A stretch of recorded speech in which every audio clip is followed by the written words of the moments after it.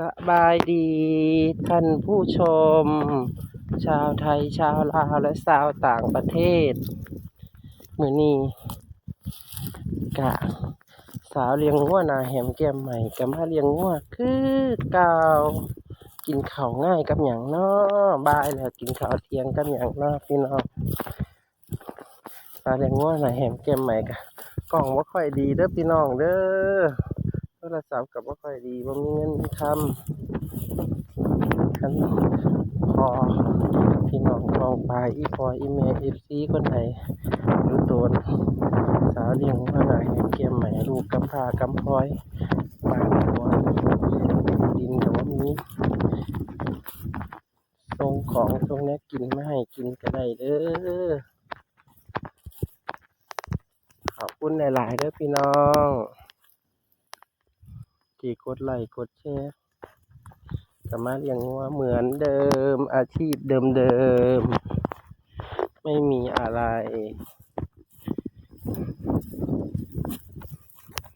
งัวก็สิอิ่มมาตั้งแต่ทางวัดแล้วเนาะพี่น้องเนาะว่าแต่ในบ้านแล้วก็ออกมาดงพูนดงใหญ่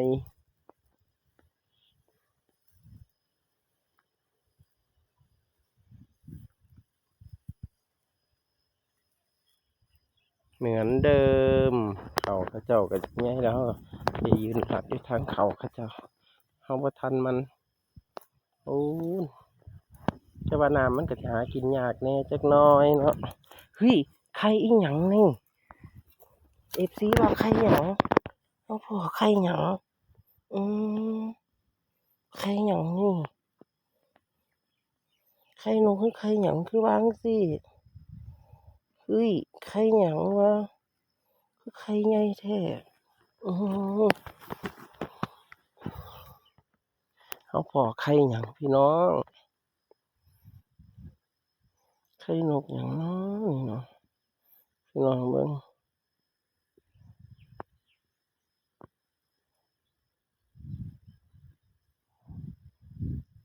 ไข่นกอีหยังมาหลุดดากยามนี้พู้นพี่น้องเอ้ยมันก็ยังกินวันนี้ก็เหมือนเดิมแต่ไม่ได้เอาเสื่อมาเพราะนึกว่าฝนจะตกดีพี่น้องก็ไม่ได้เอาเสื่อมา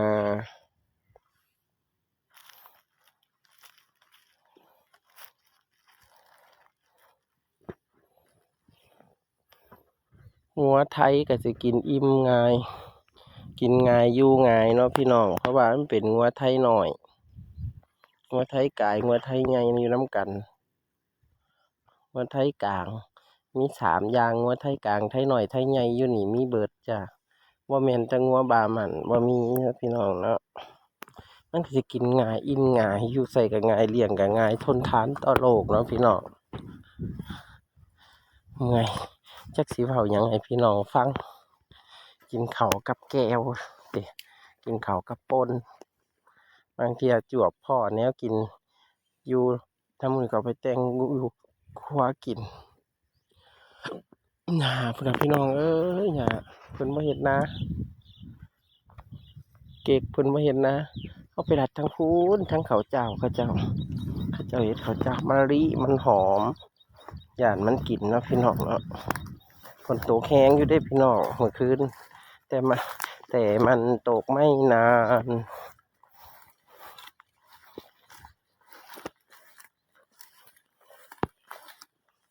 กินเด้อกินเด้อบ่ได้กินซอยเด้บ่อิ่มเด้บ่กินบ่ได้กินซอยเด้อ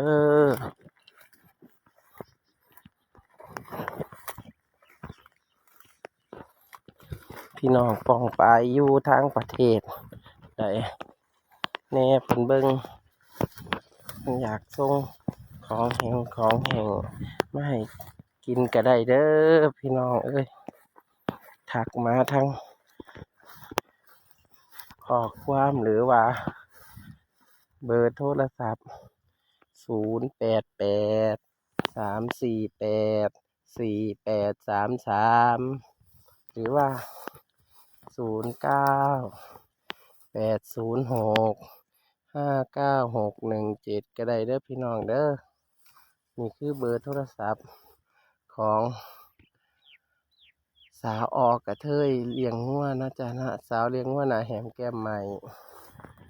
นี่ก็คือเขาเจ้ามะลิเขาเจ้าเฮ็ดอยู่ติดนาโคกนี่แหละเขาเรียกว่านาโคกที่คำที่ว่านาโคกพี่น้องนี่คือคำเว้าที่เขาว่านาโคกเป็นที่มาของคำว่านาโคกเนี่ยพี่น้องสำนีกินบ่ได้เลยเด้กินเขาเพิ่นโดนจับแท้ๆล่ะพี่น้องเขาเพิ่นเขานาโคกมี3ไห้อยู่คุณหาเบิ่งเขาเจ้ามะลิเพิ่นอีกซ้ำคุณน่ะพี่น้องเนี่ยมันก็กินอิ่มแน่บ่อิ่มแน่แต่ว่าอิ่มทุกมื้อละช่วงเนี่ยพี่น้องในแต่ชีวิตในแต่ละวันเราก็อยู่จังซี่เดิมๆบ่มีอาชีพหยังยึดอาชีพนี้เป็นหลัก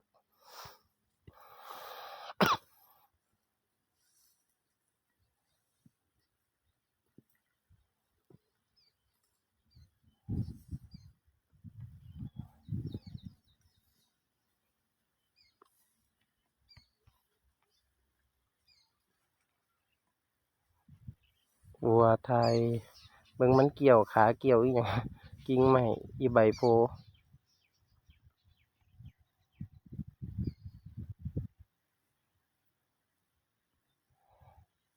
ฝนมื้อนี้ก็มืดฟ้ามัวดินก็ดีกันพี่น้องมันบ่ฮ้อนฟูมันสิย่างไปพุ่นเด้นั่น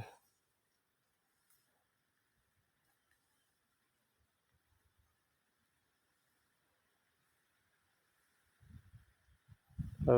อช่วงหน้าฝนก็จะกระชุ่มกระชวยสีเขียวมองไปไหนก็สบายตาเป็นหน้าง่วงนอนวันนี้เลยอากาศวันนี้ด้วย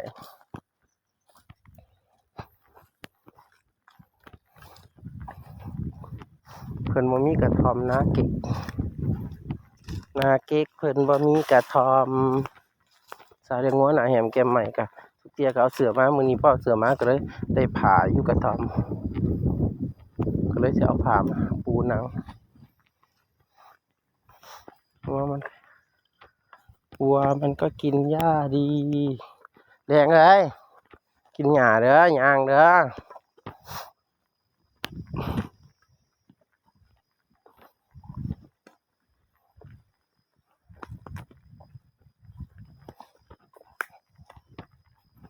นี่ไง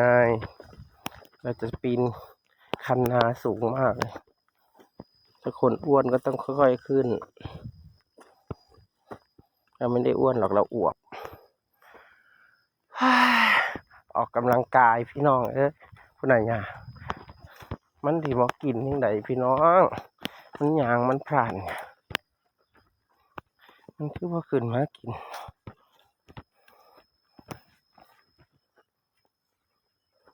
มันที่ลงไปจังไหนเนาะคุณนะปลาอุดมสมบูรณ์วะพี่น้อง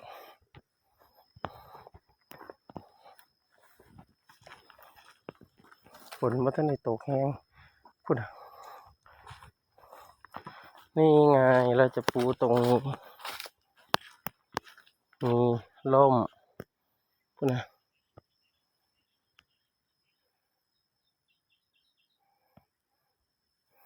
เขียวขจีFC พ่อแม่พี่น้องที่เบิ่งอยู่ทั้งนั้นต่างประเทศกะพูดใครอยากสงสารเหลือตนสาดสาเลี้ยงงัวหน่อยแหมแก้มใหม่กินกับแก้วก็ส่งส่งปลาหมึกมาให้ได้เด้อพี่น้องพอได้ห่อมาเลี้ยงงัวพ่อแม่ก็ตายปลาเบิดแล้วล่ะ คืนเมื่อบ้านเก่าเพิ่นแล้วเลี้ยงแตะงัวนี่แหละทรัพย์สมบัติมีแตะงัวกับมอเตอร์ไซค์ห่างคันหนึ่งเรียบร้อยออกมาได้8 ปี 9 ปีแล้วพี่น้องก็อยู่อย่างนี้ทุกวันเด้อพี่น้องเอ้ยขอบพระคุณหลายๆที่เอามือหน่อยๆกดกระดิ่งกดคอมเมนต์อหย่างใดเด้อพี่น้องเด้อกดอหย่างที่เพิ่นว่าได้เงินได้คำอหย่างให้ได้หลายคนก็สิทายไปสิละพี่น้องมีเทอละ2-3 คนเบิ่งเป็นปีเป็นเดือนไปมันก็สิเพิ่มขึ้นเรื่อยๆที่เนาะพี่น้องเนาะคลิปนี้ก็บอกหมายเลขโทรศัพท์สาเลี้ยงวัวไปแล้วเด้อพี่น้องอะไรสงสารอยากให้มีแนวกินห่อเขาวแล้วเลี้ยงวัวมาเลี้ยงกล้วยเนาะพี่น้องเนาะกล้วยก็อยู่ทั้งพูนบ่ได้เอามานำเนาะพี่น้องเนาะเพิ่นให้เลี้ยงในสวนเพิ่นทำความสะอาดสวนเพิ่นให้พร้อมคลิปนี้ก็สิขอจบไปแต่เพียงเท่านี้เนาะพี่น้องเนาะถ้าตอนบ่ายอีกก็สิตอนแรงๆอีกคันฝนบ่ตกก็สิถ่ายลงให้เบิ่งอีกเนาะพี่น้องเนาะก็เป็นจั่งซี้ล่ะชีวิตในแต่ละวันอืมสาวเลี้ยงวัวหน้าแหมแก้มใหม่ทางกาฬสินธุ์เนาะพี่น้องเนาะสบายดี